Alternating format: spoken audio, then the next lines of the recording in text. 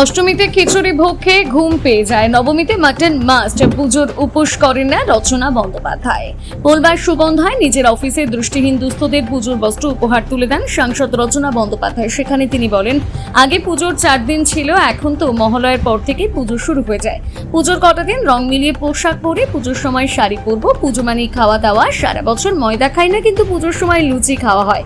অষ্টমীতে খিচুড়ি, বেগুনি, লাবড়া, চাটনি, পায়েস লাগবেই। নবমীতে মাটন মাস্ট, মাছও খাওয়া হয়। পুজোর কটা দিন সারা বছর থেকে একটু আলাদা, তাই খুব আনন্দ করা হয়। আর কি বললেন তিনি, শোনাবো।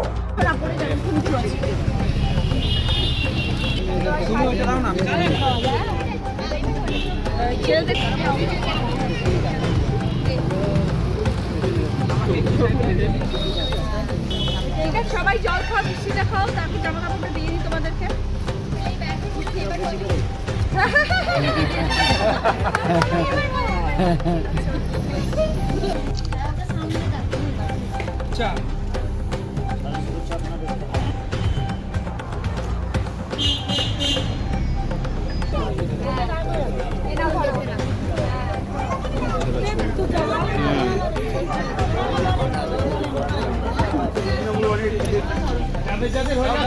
দাদারা নিয়ে যাও।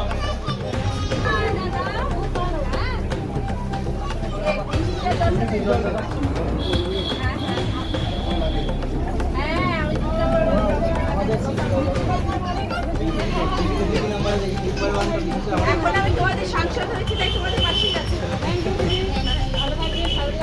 আপনাদের খোঁজ খবর নিল, কি বলবেন? পুজো কী বলবো, আমাদের তো আমরা যারা এতগুলো ব্লাইন্ড আমরা আকাশের মাধ্যমে এসেছি, আমাদের খুব ভালোই লেগেছে। আমাদের পুজোর সময় আমরা মানে এটা আমাদের উপহার হিসেবে আমরা সবাই মেনে নিয়েছি, সমস্ত ব্লাইন্ডরা সবার খুব ভালো লেগেছে।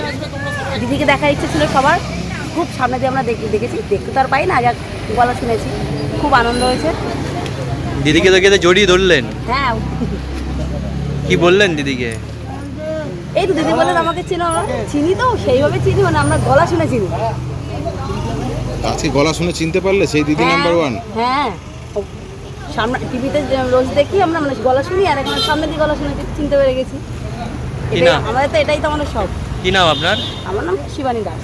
শিবানী দাস। আনন্দ কিছুটা হলো ঠিক হতে চলেছে, কি বলবেন? সেটা তো মনে হচ্ছে, কারণ সেপ্টেম্বর মাসে যদি এরকম মাঝে মধ্যেই বৃষ্টি হয় এবং তারপরে এত গরম, আজকে তো বিভৎস গরম, আর এই গরম হচ্ছে সিগন্যাল দেয় যে আবার বৃষ্টি আসতে চলেছে।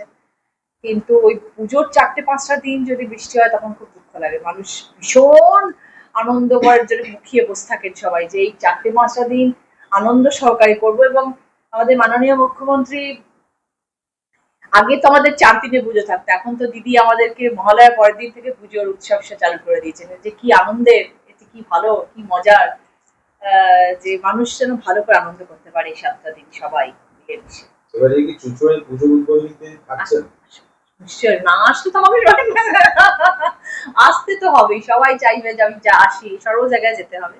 আমার 7টা বিধানসভার মধ্যেই আমার যাওয়ার ইচ্ছে আছে। এবার দেখা যাক কোনখানে বেশি আমন্ত্রণ, সেখানে কতটা যেতে পারি, দেখা যাক। সব জায়গায় যাবো। শুধু হুগলিবাসী না, সারা পশ্চিমবঙ্গবাসী মুখিয়ে আছে রচনা ব্যানার্জি পুজোর 5 দিনের জন্য কি টিপস দেবেন? কি খাওয়া দাওয়া আর কি পোশাক পরিচ্ছদ? দেখো, আমি তো রং অনুযায়ী জামা কাপড় পরি, তো এখন ষষ্ঠী কোন দিন পড়েছে, সপ্তমী কোন দিন পড়েছে, সেই অনুযায়ী আমার জামা কাপড় হবে। এবং আমি চাই সেটাই হোক, কারণ সেটাই আমার মনে হয় মঙ্গল। রং অনুযায়ী জামা কাপড় পরলে মঙ্গল হয়। এবার কি শাড়িতে? শাড়ি, একদম শাড়ি। স্বাস্থ্য টিপস নিয়ে কি বলবেন?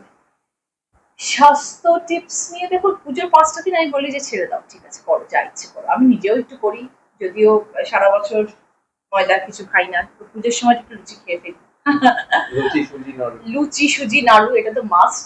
তারপরে ঠাকুরের ভোগ, অষ্টমীর ভোগ মাস্ট, খিচুড়ি, তার সাথে বেগুনি, লাবড়া, ওটা না হলে হবে না, তার সাথে চাটনি, পায়েস, এটা খেতেই হবে। আর সেটা খাওয়ার পরেই ঘুম পেয়ে যায়, তো আমি ঘুমিয়েও পড়ি। তো তারপরে নবমীর দিন তো মাটন মাস্ট, মাছ মাংস মাস্ট, মানে খুব খুব খুব খুব আনন্দে আমি থাকি একদম। আর দিওয়ালি আসলে তো আরো খুশি হবো, কারণ দিওয়ালিতে আমাদের এখানে চুচুড়াতে খুব বড় করে আমরা দিওয়ালি মানাই। তো এখানে আমার চুচুড়ায় থাকার ইচ্ছে আছে কালী পুজোর সময়, যেখানে আমাদের এত ভালো করে পুজো হয়। পুজোতে কি উপোসের কোনো পথ থাকে? পূজা হয়। ঠাকুরকে মন থেকে ডাকো। কোন ঠাকুর বলেছেন যে উপোস করতে হবে আমার পুজোর জন্য?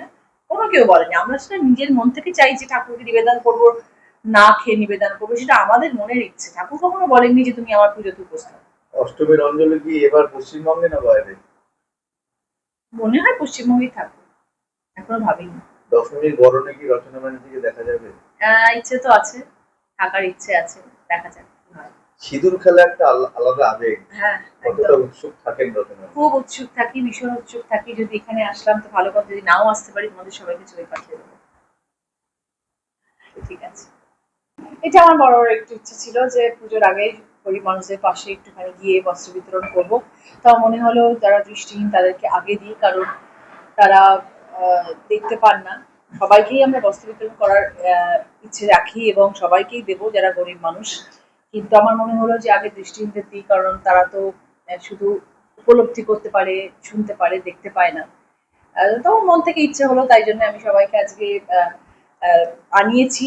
যত জায়গা থেকে যতটুকু সম্ভব 40-45 জনকে আমি এখানে আনিয়েছি। এবং স্টেশনে আমার ইচ্ছে ছিল যে স্টেশনে গিয়ে যাতে ওদের কষ্ট করে এতটা পথ না আনতে হয় গাড়ি করে, স্টেশনে করাবো। তারপরে ভাবলাম হয়তো আবার স্টেশনে করতে গেলে আবার কে কোনো রকম মন্তব্য করবে যে কেন স্টেশন আটকে বা ট্রেনের প্ল্যাটফর্মে কেন এরকম কাজ করা হচ্ছে। তাই জন্য আমি স্টেশনে করিনি। আমি সবাইকে আনিয়েছি টোটো করে এবং সবাইকে আমার অফিসের মধ্যে আনিয়ে আমি সবাইকে আজকে যারা দৃষ্টিহীন তাদেরকে একটুখানি বস্ত্র বিতরণ করলাম, ছেলেদের জামা কাপড় দিলাম, বাচ্চারা ছিল, সবাই আনন্দ লাগে, ভালো লাগে। পুজোর সময় সবারই আনন্দ পাওয়ার ইচ্ছে হয়, সবাই আনন্দ পেতে চায়। বহু মহিলা ছিল তারা দৃষ্টিহীন, চোখে দেখতে পারে না, অথচ আপনার আওয়াজ শুনে তারা চিনে ফেলেছে এবং জড়িয়ে ধরেছে। কেমন লাগছে? দেখো, এটাই তো পাওয়া, এটাই তো পাওয়া। এই জন্যে, কারণ এত বছর ধরে, 14 বছর হয়ে গেল দিদি নাম্বার 1 করছি।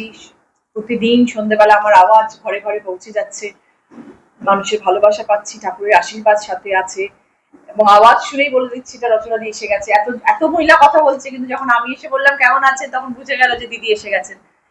তো এটাই পাওয়া, এদের আশীর্বাদ নিয়েই হয়তো আজকে এই জায়গাটায় বসে আছি এবং এদের আশীর্বাদ নিয়েই পথ চলছি। এত বাধা অতিক্রম থাকা সত্ত্বেও লড়ছি। এটা কি রচনা ব্যানার্জি শুধু করতেন না আজকে সাংসদ রচনা ব্যানার্জি হয়েছেন বলে সম্ভব হলো? না, আগেও তো অনেক করেছি। আগে হয়তো যখন করতাম তখন হয়তো এত প্রচার পাইনি, বা আমি হয়তো এত মানুষকে জানাতেও চাইনি বা জানাতে পারিনি। এখন সবাই জেনে যাচ্ছে, কারণ এখন তো জনপ্রতিনিধি, মানুষের জন্য কাজ করছি, ওই জন্য মানুষের পাশে কোনো রকম অনুষ্ঠানে থাকলে আরো তাড়াতাড়ি খবর হয়ে যায়। আগেও করেছি, এখনো করছি, আগামী দিনে আরো বেশি করবো। হ্যাঁ, এটা লাস্টে স্লোগান তুললেন যে আসছে বছর আবার হবে, কি বলবেন? আসছে বছর আবার হবে, বছর বছর পেরিয়ে যাবে।